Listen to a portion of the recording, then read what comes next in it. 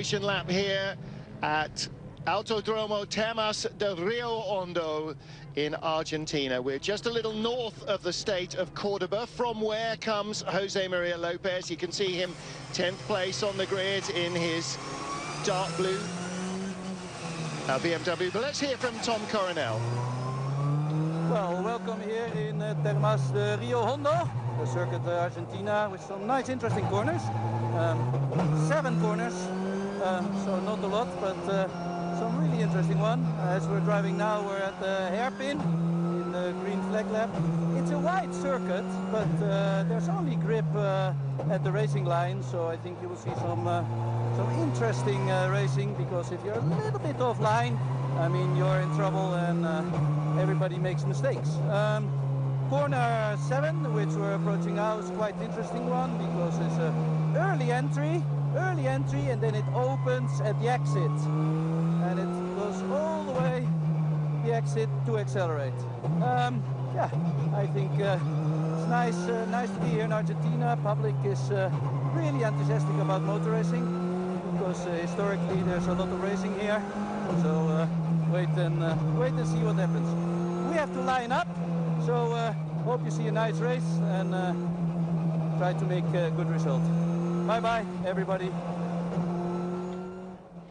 So for Pauline and for their daughter watching at home, Daddy's on the telly and talking instead of just me doing it. So here we go then. We are getting ready for the rolling start for round 15 of the FIA World Touring Car Championship. First time ever here in Argentina. Argentina with a massive racing and rallying heritage, but it is the RML Chevrolets that dominate. On the left is Ivan Muller, on the right is Tom Chilton, not Tom Coronel, and either Chilton or Tarquini or somebody else is out of line, and they're not going to get the green here. They're going to get the wave by. That was that right-hand New pack. formation lap, says the board at the top there. That was nothing like following through their grid lines. They are a little hard to spot. And actually, you're coming out of a sharp right and very sharp left-hander onto that straight. So it's not, you know, a direct approach through a gradual curve like it would be at Monza, for instance. But that was rubbish, frankly. That was very rubbish. The start line's very close to the exit of that corner as well, so it is difficult. It's more difficult than other places, but yeah, people know what they're doing. You can see it here. They're all, if you're not looking at the car in front of you's back bumper, you're looking down the side of it. I mean, Tarquini here, you see the front shot, he's miles away from Chilton. Well, no, he's in the grid lines. Tom Chilton, I don't know where he thought he was. Yeah, that's a good spot, actually. Chilton's out of line there, but you've also got Tarquini is nailed on. But yeah, I mean, yeah, exactly. And the problem is that you are very low in the car, sat right behind another car that is quite high up at the back, and so it is quite hard to see in front, and you could lose a lot of ground by getting the start wrong. But I don't know where Tom thought he was going there. You know, he was in Marrakesh. He's been waved around before for the whole field, I mean 3 times for the whole field not being in position, and they do know the rule here at the rolling start. It's very simple. You drive through the grid marks on your side of the grid. I don't know how much more simple we can make that. No, it's important to get that right as well, because it's, you know, you can potentially gain a fairly major unfair advantage by being out of your grid slot and being too far one way or the other, depending on what side you're on. But it is important that they will abide by it to keep it as fair as possible. And you know, these rolling starts, they are good, but it means you're arriving at turn 1 much faster than you would be if you'd done a standing start. Well, now the lapometer has counted down a lap.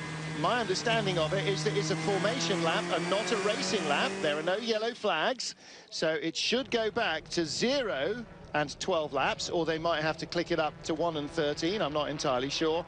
Let's try again and see if we can get a start. And again, Tom Chilton is going to have to pay attention. I'm sure Duncan, his engineer, did he nearly bump into Ivan then? I'm sure Duncan, his engineer, will be saying, Tom, go through your grid lines. Let's see if we can do it this time. Here we go for the second time of asking. It's a 12-lapper. This should be a start. Lopez is out of line. Thompson's out of line, but they get the lights anyway, because at least the first 2 or 3 rows were paying attention. And Muller is going to defend from Chilton, try and get as close to the racing line as he can. Chilton second, little contact from Mikulits, and he's on the dirt, and that drifts you out wide. There's the long straight. This is the new area, and off is Kozlowski, and I think Darrell Young possibly.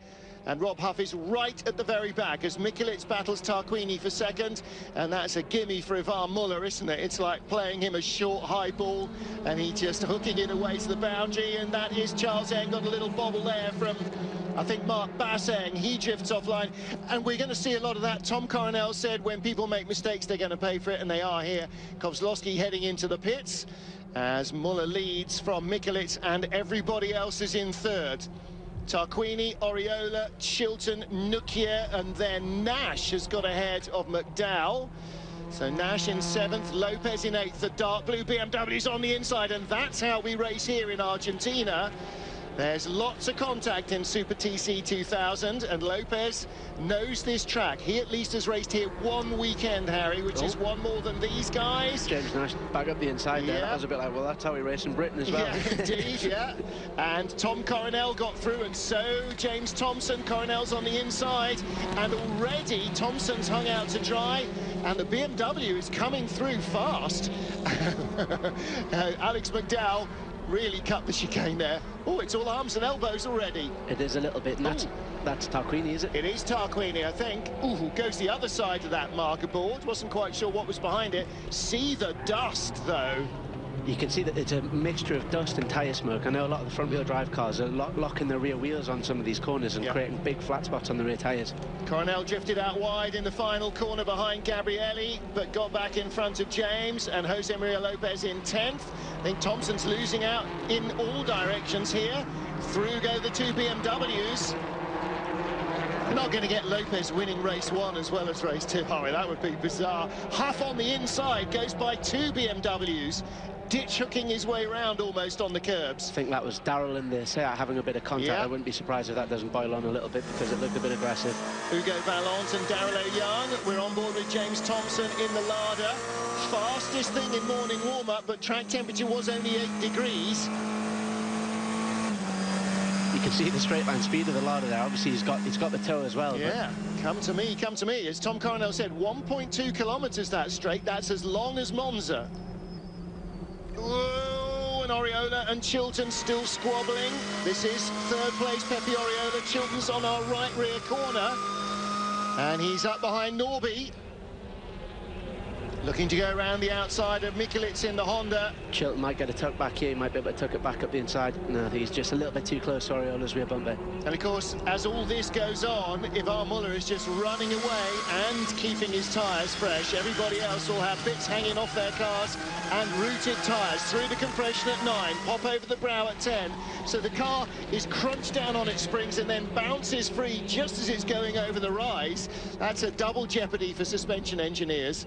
Yeah, you could see some of the BMWs really struggling this morning over that second rise. Ooh, Oriola looking inside. Mikulec is trailing a bit of splitter at the front, so he'll be losing a little bit of front end. Not a huge amount of aero on these cars, but enough perhaps to kill the tyres just a lap earlier.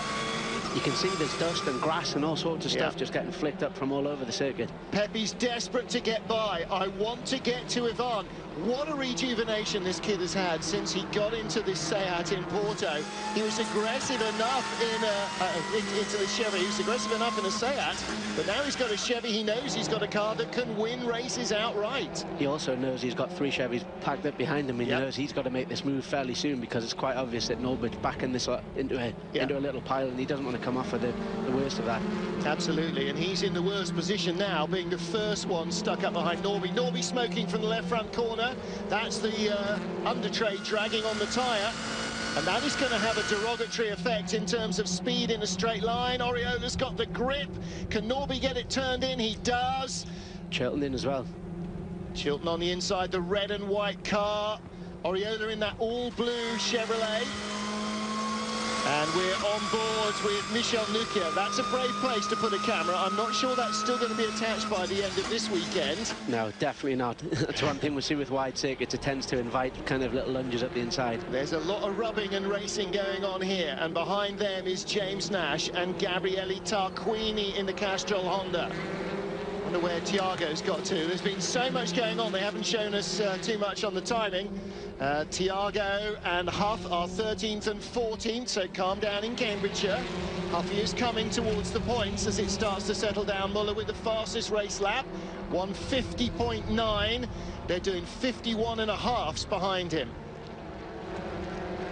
Long wide line there from Norby as he gets into that penultimate corner, turn 13. It's a full 180 degrees. And then that left-hand switch back onto the straight. Short front straight as well, Harry. Not really quite enough room to get too much done. No, not really. And turn one's a really long right-hander as well. So even if you do kind of get a little run on someone, it's quite a difficult place to make a move stick. It's kind of like Luffield, but high speed, isn't it? Hang on, hang on, hang on, hang on. Mikulits in second place, still smoking the tyres and still using wide lines, so feeling safe. Now let's go back into this imbroglio. That's well, Thompson now down to 15th place after losing the train, as you see Nukia there ahead of Nash and Tarquini. And then there's a gap back to Jose Maria Lopez of Let's watch 3 seconds. Norbert's really struggling at the end of the straight here. I think that must be an issue with that splitter, like you mentioned before, Martin, because it seems to be right the last little bit. It's almost like you can't get 6th gear or something. It's right at the end of the straight. It's just rubbing the tyre enough to slow him down, I think, maybe. Yeah. Little bit of friction. Plus, of course, the Chevrolet, as we know, is a quick little piggy. Yeah, the Honda does lose a little bit in the straight line, but it's awesome through the tight corners. Chilton defends now in second place ahead of Mikulits. The blue car is Oriola. The Frisian cow, that's Nukia. Then Nash with Tarquini drifting up the inside. And so many of these passes are because the driver is getting even one tyre offline and onto the dirt, and that's all it takes for you to drift off wide. And Chilton did that there, and Norby comes right back at him. This is fantastic racing. I mean, how many passes for this position have we seen? And any one of these guys could come through, or we could see one of them go off as well. Yeah, the only slight disadvantage here is that Chilton back through again. Muller is 4 seconds to the good up the road. What we need is for his engine to go bang, obviously, and then we've got a battle for victory here. But around the outside goes Oriola. And Nukia as well. Yeah, Nukia as well. So Norby really losing momentum there. And he's going to be stuck on the outside here. Can he make that work? Oh! And that was Nash. Got in too fast. Hit Nukia. Hit Mikulits. And through comes Tarquini. And Lopez is right there as well. Look for the dark blue BMW there. Well, Norby's lost that splitter for good now, that bit of the underfloor, so that will need getting out of a garage to replace in the 15-minute repair time. And that was James Nash locking up, getting it wrong. Mehdi Banani spins out. Where was he? He was down nearly on page 2 of the timing screen, well, almost last. Kozlowski out, but so far, 22 cars still running. There's your leader, gone through. 6.9 ahead of Chilton at the beginning of the lap. Then Chilton, Oriola the blue car, then Tarquini up from 7th to 4th in the first couple of corners of this lap. And again, see the dust, boys and girls, it's everywhere. There is Huff now in front of Basseng. Goodness me, so Huffy is now up to 9th place. What a great run from 23rd and last on the grid. And Mark Basseng will tuck right up behind him, and those two Seats together will work better than one on their own. And that's René Munich and Mehdi Banani battling with Franz Engsler. That was a little bit ugly, wasn't it? Yeah. Banani drifted a little wide. Oh, it's Coronel. Loops it round, and Jean laces himself round in the right direction. And through goes Basseng, and Munich rather, 37. So Tom has dropped to the back of the field from 14th. He's now 22nd. And Muller leads. This is a walk in the park for Muller, isn't it? Not that he needed them to have a squabble behind him to have this kind of advantage, but exactly, it's certainly helping him. Now, again, the timing at the top of the screen shows 7 laps completed. That is not correct. This is only 6 laps completed. So there is James Nash with Jose Maria Lopez. That is the battle now for 6th position. Norbert Mikulits in the orange and black Honda. And this is why Nash got into the back of Nukia, got out of shape, barely saved it. In fact, he'd have spun if Mikulits hadn't been there, Harry. Yeah, I think so. It's just, you're so close up behind Nukia. Obviously, when Nukia hit the brakes, just ran into the back of him a little bit, but sure, nothing intentional, but obviously it hasn't helped any of their cause. Well, there is Ivan Muller on the right of your screen. 2nd place is on the left of your screen. Whoa! And that was Tom Coronel getting shoved out of the way by James Thompson as they battle for, well, Thompson's 15th. Tom is in the garage. Going to try and get the car fixed during this race and then get back out of the pit lane to take the checkered flag. That allows them working time. Second, third, fourth, fifth, and then the battle for sixth. That's Nash. Lopez, the 72. And behind him is Nicholas, yes. Sorry, brain fade there for a moment. What do you mean for a moment? Well, losing bits off Nukia's car as well, so that's going to get faster if he keeps dropping bits of weight and bits of aerodynamic stuff, which he doesn't really want. Self-lightning. A well-known Irish rally driver, I'm trying to remember if it was Billy Coleman, I think it was, who used to rally Opels for many years, Mantas, Asconas, and then when the six-cylinder came along, the Opel Monza, decided to try rallying that. Loads of power, decent rear-wheel drive chassis, had an enormously big, heavy tailgate, and his mysteriously used to fall off very early in the first stage of most days of a rally. Just bizarre. They could never quite seem to get it to stay on all the time. Plastic bolts. Yeah. Plasticine, I think, probably. Yeah. It was legendary in Irish rallying circles, but not having much of an effect on any of these cars here. Montero's doing well as well. He's also, obviously, Huff's managed to get past him, but Montero's only one place behind him. And Montero up behind Mark Basseng, tucks to the inside, looking to the top of the picture. Did he get through? I think he might have. Tarquini's got by Nukia as well, so he's in fourth, and then Lopez, Nash and Mikulits. That was a perfect example as to how these wide tracks can invite so much battling, because somebody can go up the inside, which pushes the middle car to go defensive, like we saw with Nash here, and Mikulits read it well and came back. Didn't quite have the grunt off the corner to make it stick, but certainly the intention was there. Reminds me a little of 1980s DTM racing, when they used to go to all those airfield circuits where you'd be flat out at 230 kilometers an hour down an airfield runway, and it was pick a line, any line through the hairpin at the end. Every line worked. You just had to try and work out which was the best one on any particular lap. Oriola's obviously looking very racy here. I think we're going to see this pass happen. He is desperate to get by Chilton, who drifts wide, and Oriola is through. Distracted Tom enough to get him an inch offline, and through goes Pepe Oriola. Oh, and Chilton's right there as well. Wasn't actually contact into turn 9, but very nearly. It was a very well orchestrated move that by Oriola. He kind of lined him up 3 or 4 corners in advance, making him kind of putting him wrong footing him for the corner after the corner, because a few changes of direction there. Get him offline and make it work. So Tom Chilton now drops to 3rd place. And it is a 1-3 for RML Chevrolet, 1-2-3 for Chevrolet, and Chilton now fighting off Tarquini, who's really coming on strong in this race. Tarquini looked like he was out the back of the pack early on, but he has caught the leading group, or the 2nd place group, and is now looking to try and get by Chilton for 2nd with Nukia on the outside.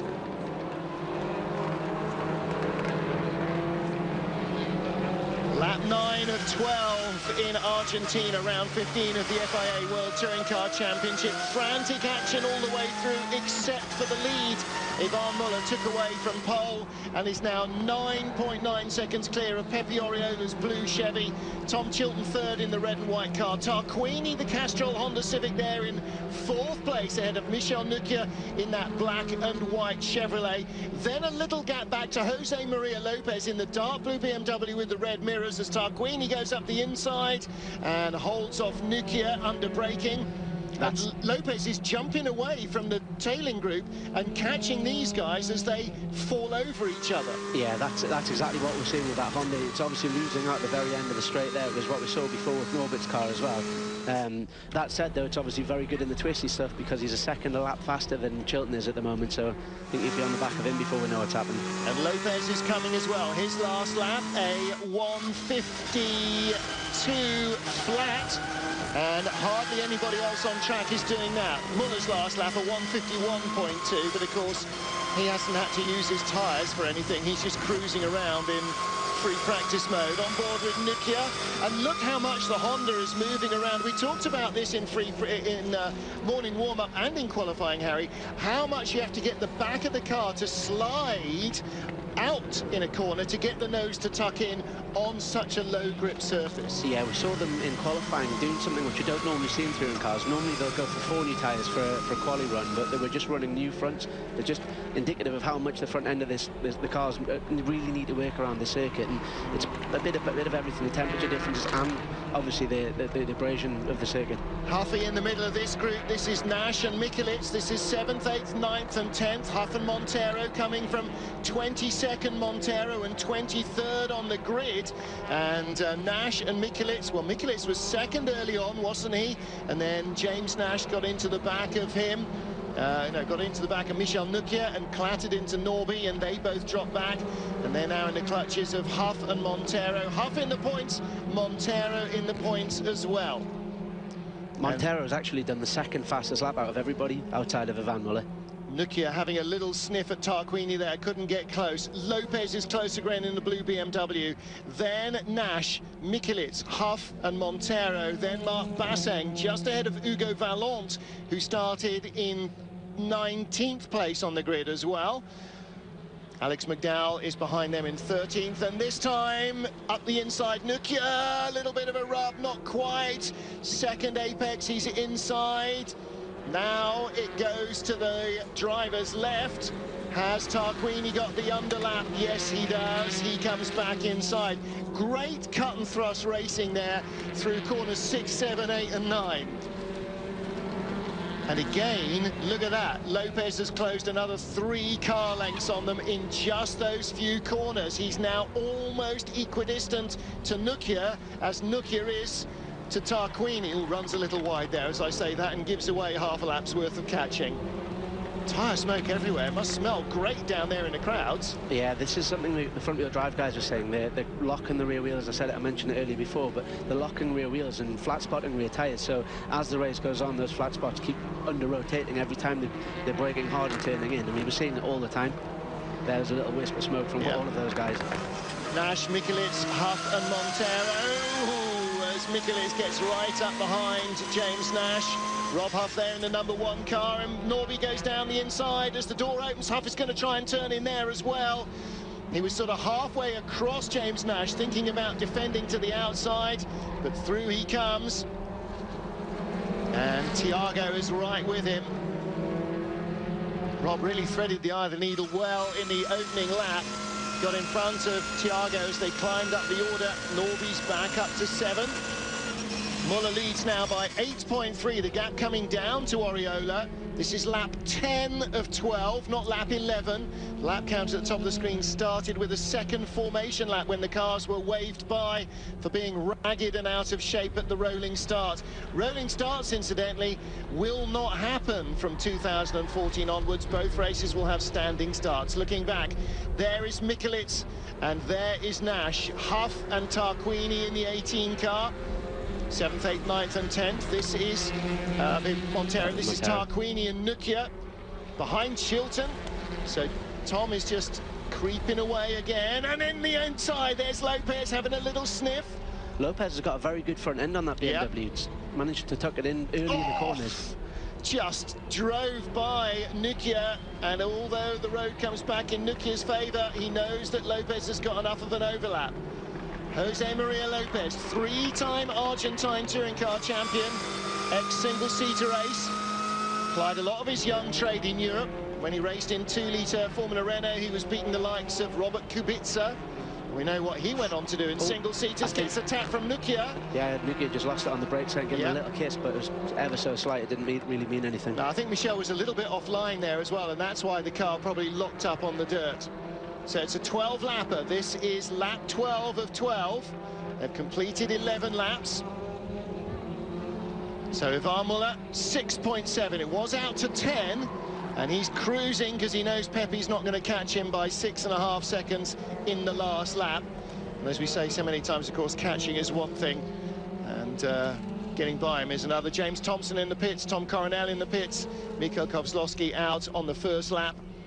But Muller's going to win this at a canter. Here comes half up the inside of Nash. That is for 8th place and extra points. And Montero, bumpity, bumpity, bumpity, bumpity, bumpity. Look at the nose of the Honda bouncing up and down as it tries to come off compression on the springs. But there's a Chevy bumper sitting on the nose. Can't do it. Yeah, I don't think you could have pushed him much further through there without getting sideways. But yeah, great move by Rob there. He managed to get up the inside and outbrake him.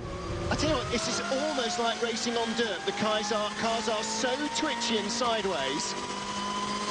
Muller's going to win this. Oriola will be second. Chilton will be third. And further back, Montero and Nash at it for 9th and 10th places. Well, for 9th place, one of them will get 9th. At the moment, it's Nash. But Thiago fancies 9th a little more than he fancies 10th. Ivan Muller from pole position, making all that look very straightforward as he claims victory in race 1 here. Oh, double checkered flaggery, my word. Oriola takes second. The 20 Racing team will be very happy. Tom Chilton third, but not by much from Tarquini. Lopez 5th from 10th on the grid, his first ever World Touring Car race. That's a great effort, really, from 10th on the grid. Obviously, 9th, I beg your pardon, 9th on the grid. Yeah. He qualified 10th, didn't he? But because Thiago was dropped to the back, he gained 1 place. But nevertheless, really got his sleeves rolled up in a car he's never raced before and has only driven in a couple of free practice sessions and qualifying. So you've got to say hats off. These are not the easiest cars to get to grips with. First time of asking. No, I've seen many other drivers come in who've proved themselves in other categories, get in one of these things and not managed to make them work as effectively as we've seen Lopez do this weekend. Yeah, I think for his benefit, having a rear-wheel drive car, which is like what he races here in Argentina, definitely helped compared to going into a front-wheel drive car, which I think would have been very alien to him. But nevertheless, yeah, hats off, very good job. Tom Coronel was talking to him after qualifying and and morning warm-up and said, look, would you mind slowing down a bit? You're making the rest of us look stupid. He is the lead BMW in 5th place, Jose Maria Lopez. Second BMW, Stefano D'Aste in 14th. So a little bit of local knowledge has gone a long way for Jose Maria Lopez. And again, underlines, just because we don't see them in Europe, doesn't mean these guys forgot how to drive or left their talent behind them. Ivan Muller, though, is our race 1 winner here in Argentina.